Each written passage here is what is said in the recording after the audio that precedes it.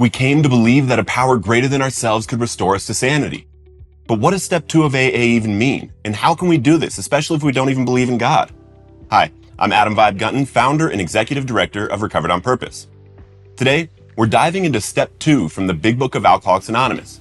Came to believe that a power greater than ourselves could restore us to sanity. This is a step of hope, willingness, and transformation. In this video, we'll explore what it means to take this step, why it doesn't require an immediate belief in God, and how it begins to restore us to sanity from the insanity of addiction. If you haven't yet, subscribe to our YouTube channel for weekly videos about recovery, and let me and others know in the comments what your experience has been with this step. This helps us get the message out to people that really need it. First off, do you need to believe in God to do the second step of AA? One of the most common misconceptions about step 2 is that you have to already believe in God or have some spiritual conviction before you can move forward. This simply isn't true. I've sponsored atheists, agnostics, Buddhists, and a sprinkling of people that had some sort of belief they created themselves. All were able to do step 2. If you do have a belief in God, great. I did since I was 10 years old and still couldn't get sober.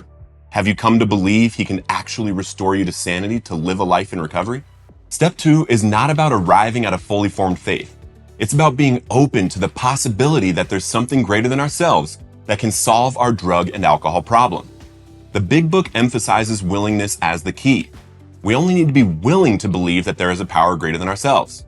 For many, this step is as simple as admitting, I can't do this alone, and maybe there's something out there that can help me. I'm willing to give it a shot without prejudice.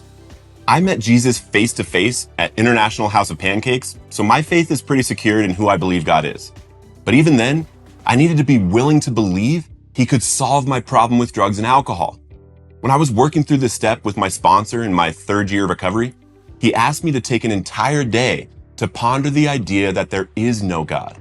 He challenged me to live as if God didn't exist and to think deeply about what that would mean for my life, my recovery, and my future. By the end of the day, I was faced with a decision. Either God is everything or God is nothing. This is the crossroads step 2 brings us to. It's not about being forced to believe, but about honestly considering what our lives would look like without the possibility of a higher power. For me, it became clear that the idea of God being everything made more sense than the alternative, even when I took my religious convictions and past experiences out of the equation. Now, let's talk about the sanity that step 2 is talking about restoring us to. This is one of the most profound aspects of this step. I hear people in recovery say all the time things like, I may be sober, but I'm still insane. And this takes away from the insanity we are talking about having in this step. For addicts and alcoholics, the insanity isn't limited to the chaos and destruction our addiction causes. It goes deeper. It's the mental obsession we discussed in the first step, the irrational belief that we can somehow control our drinking or drug use despite overwhelming evidence to the contrary. We convince ourselves that this time will be different, that we can manage just one drink or one hit, even though every experience in our lives has proven otherwise. This is the insanity step 2 speaks to. Coming to believe that a power greater than ourselves can free us from this delusion. The sanity we're being restored to is the ability to go anywhere and do anything without feeling tempted to drink or use. It's the freedom to live without being controlled by the obsession. One of the things that helped me understand this step and help others through it was realizing that belief and faith are not instantaneous for most people. They grow over time. Step 2 is about planting the seed of willingness and allowing it to take root toward faith. For some, the concept of a higher power might start as the collective strength of the fellowship. Seeing others who've found freedom from addiction and hearing their stories can be the first glimmer of hope. For others, it might be the realization that nature, the universe, or even love itself is evidence of something greater than us. Just be careful with listening to people who tell you the doorknob can be your higher power, because that thing will turn on you. The beauty of step 2 is that it doesn't demand perfection of faith. It asks us to open the door just a crack and consider that help is available if we're willing to receive it. This willingness sets the step for the spiritual journey of the 12 steps. Reflecting on my sponsor's challenge to imagine life without God, I can now see how important that exercise was.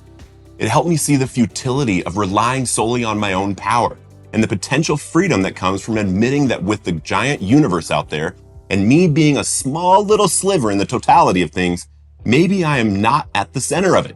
And maybe there is something that is better at running my life than I am. For anyone approaching step 2, I want to emphasize this. You don't have to have it all figured out. You don't need to fully understand or define what a higher power means to you right now. All you need is the willingness to believe that something greater than yourself exists and that it can help you find freedom from addiction.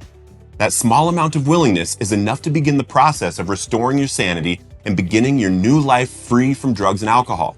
The journey of recovery is not about achieving instant perfection, but about taking small, consistent steps in the right direction. Step 2 is one of those steps. It is a step of hope, where we begin to see that the insanity of addiction doesn't have to define our lives anymore.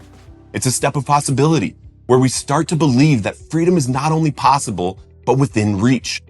If you're struggling with step 2 or feeling unsure about what it means for you, I encourage you to talk to your sponsor, connect with your fellowship near you, and lean into the process. You're not alone, and you don't have to figure it all out at once. Recovery is a journey, and this step is just the beginning of discovering a life beyond addiction. Thank you so much for watching this video. If you found it helpful, please like, subscribe, and share it with someone who might need it. Remember, you're worth it, you're loved, and keep living recovered on purpose. If you want to go back to the first step and hear what we're talking about with the insanity, you can click right here. Or if you're ready to move on and do some 4th step inventory, you can click right here.